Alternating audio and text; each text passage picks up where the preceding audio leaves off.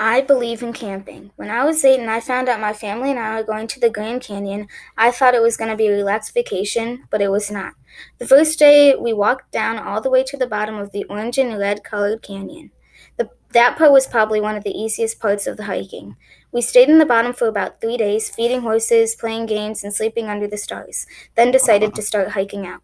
The first day of hiking was about 4.5 miles uphill, which just about killed me, but I was determined to hike out of there without help from a helicopter, so I kept going. My family and I spent the night halfway out of the canyon, and the next day we were finishing the hike when my blood sugar went low. The only food we had left was a power bar. Me being me, I refused to eat the bar because I thought it was disgusting. Just as my mom was getting ready to shove the power bar down my throat to keep me alive, two hikers stopped by. My dad asked them if they had any spare food, and they did. Nutella. After the Nutella basically saved my life, I was not ready for the rest of the hike. After building up confidence, I was determined to get out of the 6,093-foot hole in the ground and sleep in beds for the first time in 5 days. Finally, after 6 hours of hiking that day, we got out of the Grand Canyon. I think that my hard work and determination helped me get out. In 2015, I went on my second backpacking vacation in Yosemite National Park.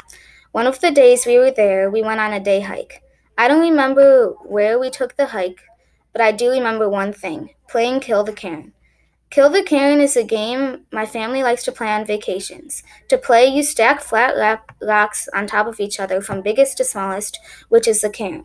You put that on the ground and sit about 10 feet away from the cairn with round rocks in your hand. The object of the game is to knock over the cairn by throwing your rocks at it.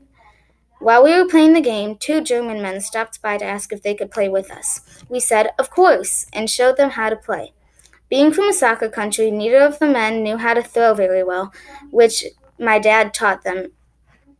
2 tries later, one of the men killed the cairn. We all jumped with joy as he left, and we all knew that would be a lifelong experience. That's just one example of how I believe in having fun.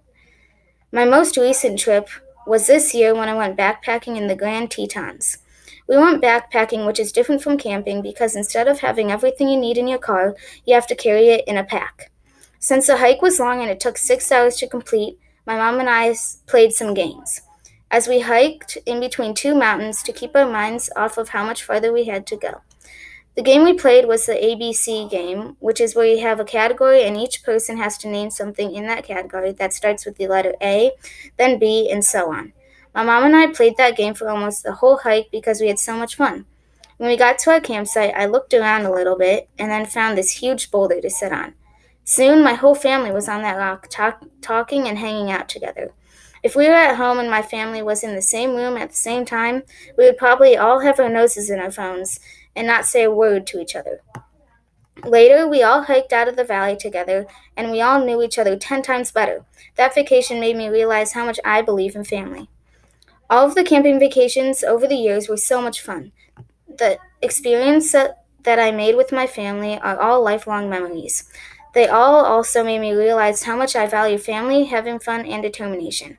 All of those stories and values are why I believe in camping.